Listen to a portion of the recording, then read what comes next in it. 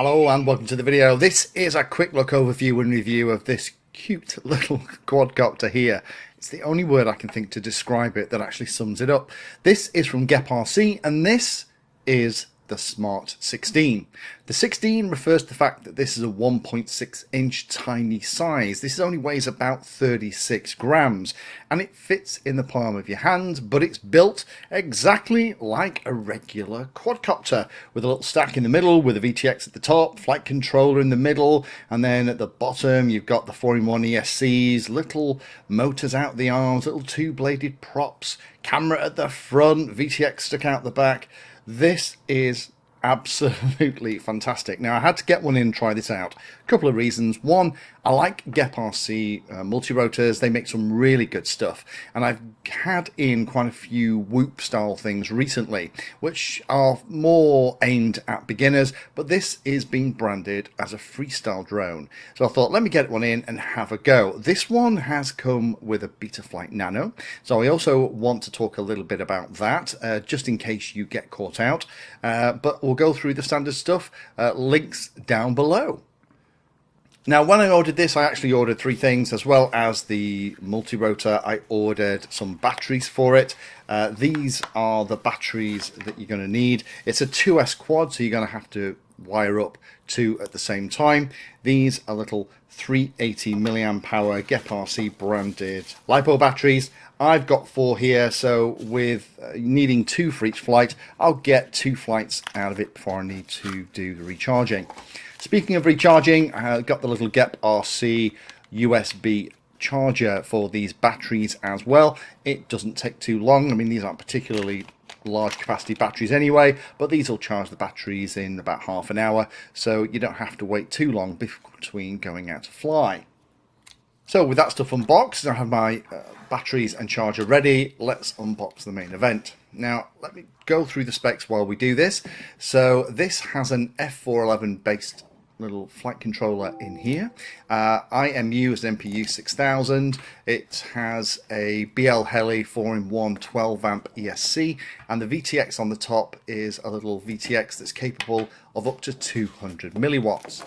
The caddx at the front, unfortunately, is that caddx arm. I'm not a fan of the arm. It just looks a bit average to me. I do wish that the smaller models would come out with something a little bit more exciting.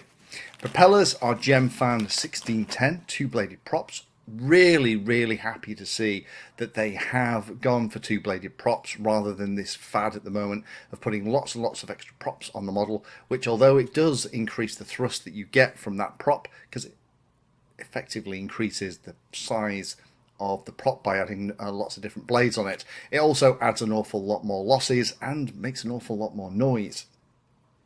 The antenna is a little UFL linear VTX antenna, so I would recommend getting linear antennas on your goggles, and the motors are cute little GR0803 11,000 kV motors. The whole thing weighs about 36 grams. Again, you can buy it with either P&P, so without a receiver, so you can put your own on, an AC9000, a TBS Nano like I have here, Express LRS 915 or Express LRS 2.4 gig. Now, in the kit, there is a standard battery strap, as you can see, and these little TPU printed pieces in black as well. One is to allow you to mount the 2 batteries on the top of the model, and the other is to mount the 2 batteries underneath. I would say if you mount the batteries underneath and drop that center of gravity a little bit, it does seem to be slightly more stable when you're flying around. But do be aware that the single one that I'm trying to put here on the top doesn't fit here. It actually fits at the bottom, and the double version goes on the top. It's just the way it's all put together. Very quick tip before we get into the Betaflight setup. This came with a Crossfire Nano receiver. This is one of the version 3 Nano receivers from Team Black Sheep. If you try to bind this, you might get into trouble, and that is because you need at least version 6.10 or later on your Crossfire module in order for it to bind and then update the receiver. I got caught out with that. If you buy the receivers directly, there's a little note that comes in the packet that tells you that. Unfortunately, in the box with this little quad from GEPRC, that little bit of paper was missing. So just be aware of that. I'll put a link down below to the video that explains it in more detail if you're also struggling to bind to your new quad. Again, I'm not going to spend a ton of time going through the Betaflight setups. It's becoming a little bit redundant at the moment because Betaflight hasn't changed that much. However, things like the tuning is interesting to have a look at. So everything is working beautifully. I'll put a dump and diff down below. Let's just very quickly go and have a look. So it's an IRC tramp receiver on UART1. Configuration, standard motor direction, which is great. Props are pre-installed. Only D-Shots 300. 8K gyro, 4K PID loop frequency, it's pretty standard on their 4 processor. CRSF support, because this again is the Crossfire version, and then air mode is permanently enabled, and the beeper is turned on as well. Now this is one of the few things it hasn't got is a beeper inside. We'll come back to that in a minute.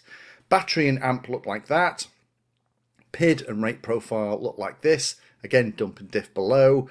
And then the things that you're probably going to need to come in and have a little bit of a play with is the modes tab.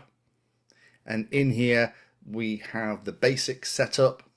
So we have an arming switch, angle and horizon, but I would definitely connect up to your computer, come in here and play with it. Great to see the beeper is also pre-configured as well.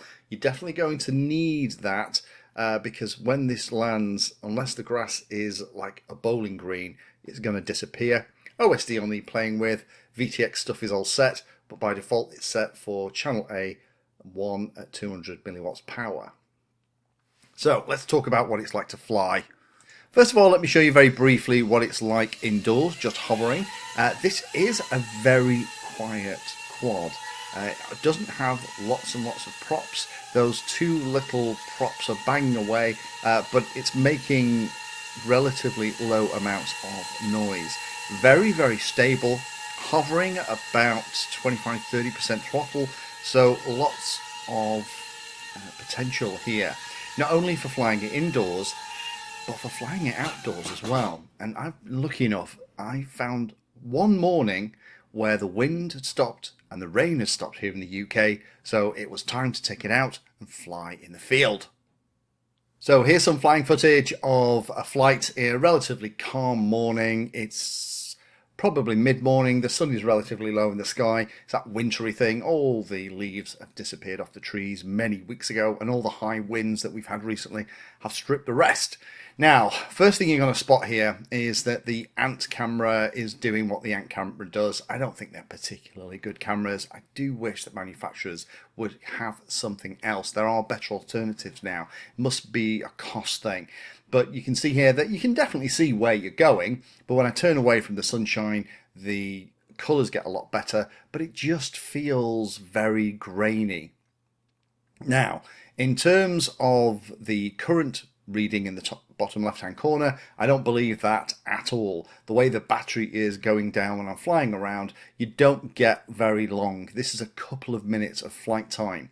But you can see in the top right hand corner, in terms of the throttle that I'm needing to kind of fly around, not in a super fast way, but you know, I'm managing between about 40 and about 20% throttle and having an absolute blast. The thing is with this is that it's incredibly quiet. As soon as it is about 20 feet away, you can't hear the thing unless you blip the throttle. But I'm flying this and it's feeling like a much larger quadcopter. But here we are, but only been flying 1 minute and well, less than 2 minutes here. When I'm blipping the throttle, it's already giving me the low battery warning. So unfortunately, you are going to have to come in before about 2 minutes is up, even when you are flying reasonably calmly. So there is a lot to like about this cute little SMART16 from GEPRC. I do love how small and compact it is. This just shows how far we have come. This is a proper little quadcopter built exactly the way that we built a 3, 4, 5, 6, 7, 8, 11, 12 inch multirotor, but just shrunk down to something that fits in the palm of your hand. It almost looks like it could be a keychain or key fob charm. I do like the fact that they've gone with the two-bladed props. It's much better efficiency and endurance and much quieter too. And it's also cute that they've thought about the fact that you can mount the batteries at the bottom and also on the top as well. I don't mind the batteries at the bottom. I personally tend to think that gives a slightly more stable flight. Doesn't seem to affect the tune at all. Power is nice for this size of model. Again, as you saw, I wasn't having to use full beams at all. If you fly in a very spirited way, you are going to get even less time in the air. But it is very capable of flying outdoors, even when there is a little bit of wind, because in flight, this thing does feel like a much bigger model. That flight time is less than I would have liked. I would have liked 3 or 4 minutes out of this rather than a couple. But the fact that the quadcopter itself is hovering at such low throttle, you might be able to get away with a slightly bigger battery, a 2S battery, and sacrifice a little bit of the performance. The tune itself is lovely and forgiving and very stable, which I guess contributes to that feeling of it being a much bigger model when it's flying around. A couple of quibbles about it though. The camera performance is by far and away my biggest one. This is the Cadix Ant. I am not a fan. If you watch my videos, you'll know I'm not a fan. You'll not be surprised to hear me saying this. Also, be aware that this doesn't have any kind of lost model alarm. It does have a beeper, but those motors are tiny. So the beeps that they make, even if you set the beeper stuff up in Betaflight, you really have to listen for it. So if you're going to be flying it outdoors and flying it in areas where the grass isn't like a bowling green, maybe think about adding some kind of lost model alarm to it. I know it's not ideal to add extra weight to such a small model like this, but it's better having that little bit more weight than losing it the third time you try and fly outdoors. It's not a great idea for indoors unless you have lots of space. If you are an indoor flyer, then those exposed props are going to make a mess of your nice new TV in your lounge, or maybe you're going to really upset the dog when you bounce off him. And the other thing as well is you will need lots of spare batteries. Only getting a couple of minutes of flight time, even with the 4 batteries that I thought would be loads for it, means that after I've been flying for 4 minutes, I've got to then take all the batteries back to the battery charger and then wait half an hour for everything to be charged back up.